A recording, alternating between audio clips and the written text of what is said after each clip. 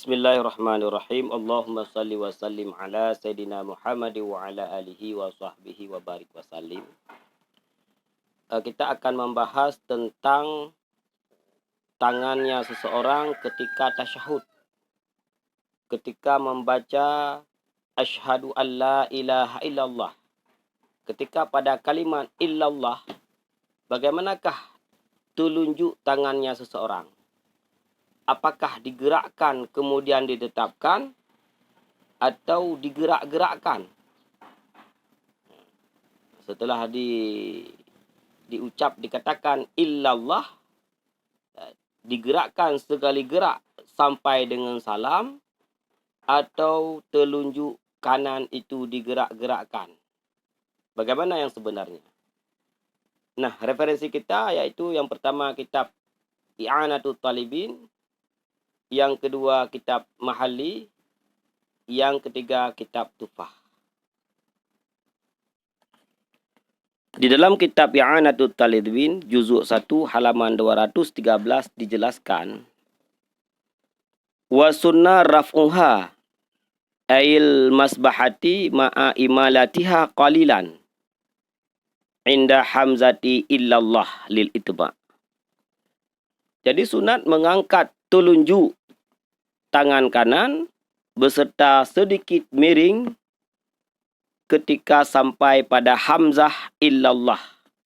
Ini berdasarkan idba.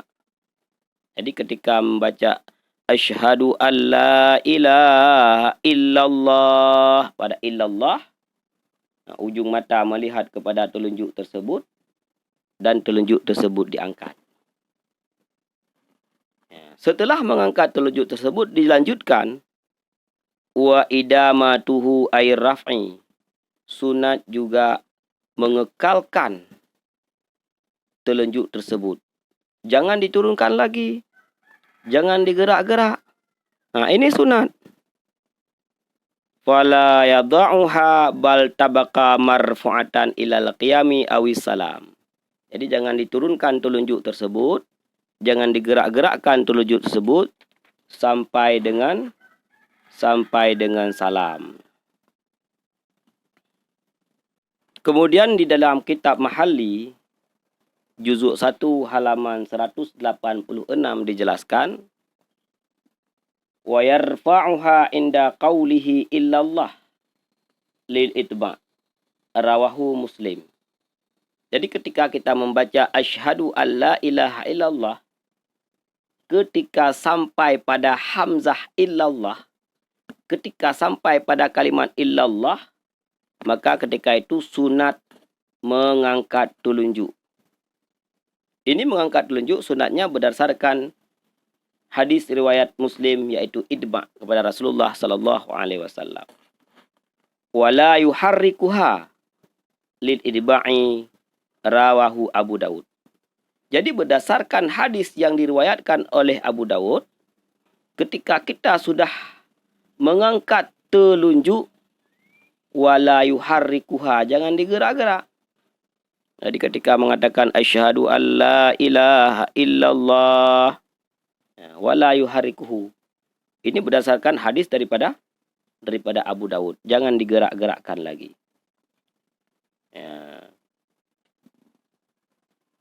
Waqila yuharrikuha lil idba' aidan.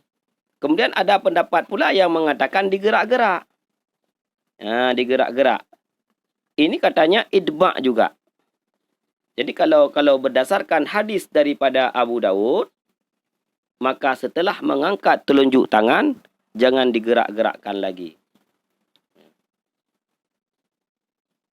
Di dalam pendapat yang lain, itu digerakkan sebagaimana hadis riwayat daripada Baihaqi. Wa qala al-hadisani sahihani.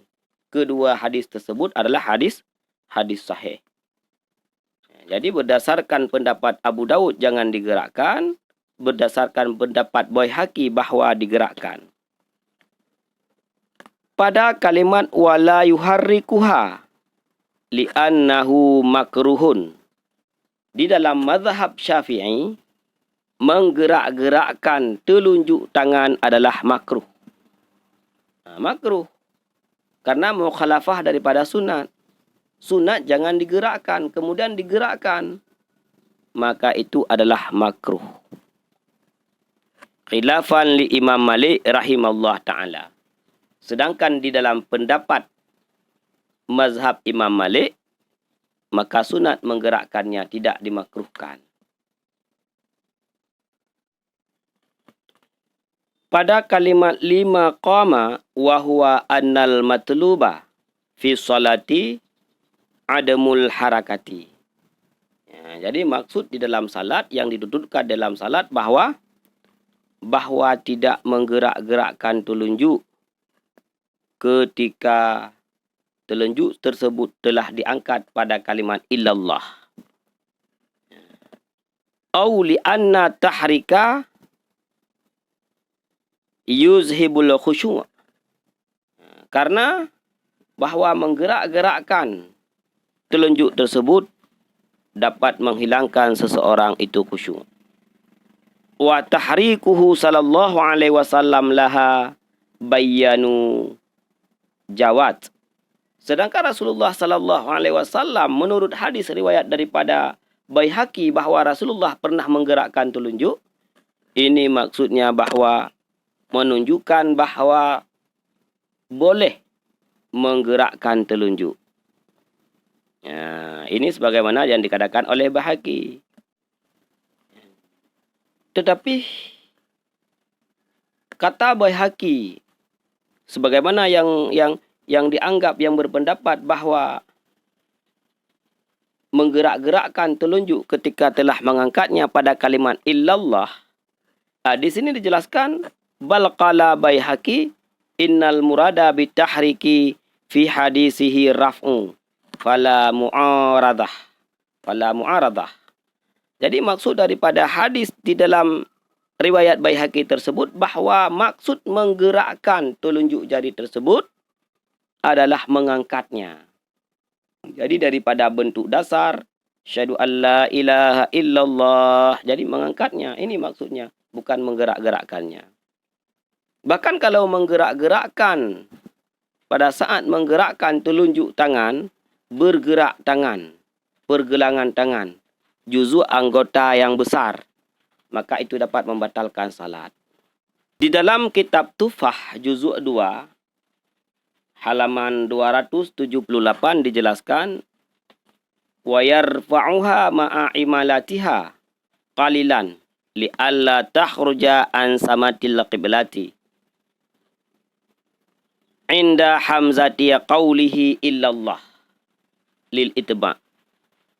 Jadi seseorang ketika mengatakan asyhadu an la ilaha illallah, pada kalimat illallah itu mengangkat telunjuknya sedikit, condong sedikit, agar tidak keluar daripada arah kiblat. Ini ketika hamzah illallah, di situ diangkat telunjuk. Kemudian di matanya wala yuharrikuha. Jadi ketika sudah diangkat telunjuk tersebut, wala yuharrikuha, jangan digerak-gerakkannya. Wala yuharrikuha indar raf'iha lil idba'.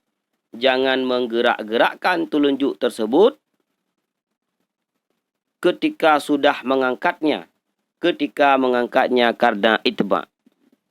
Wa sahha tahrikaha fayuhmalu li jami'i bainahuma ala annal murada bihi ar-raf'u la sayma.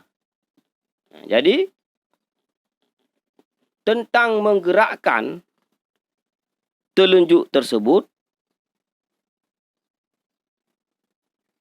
itu ditanggungkan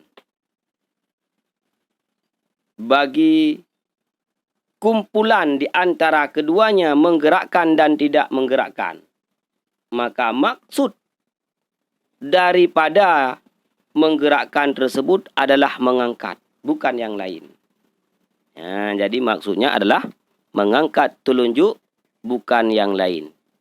Wa fit tahriki qaulun bi annahu haramun mubtilun lis-salati. Bahkan dalam satu pendapat dikatakan, ada yang mengatakan ketika menggerakkan tangan, jadi ada pendapat yang mengatakan hukumnya haram.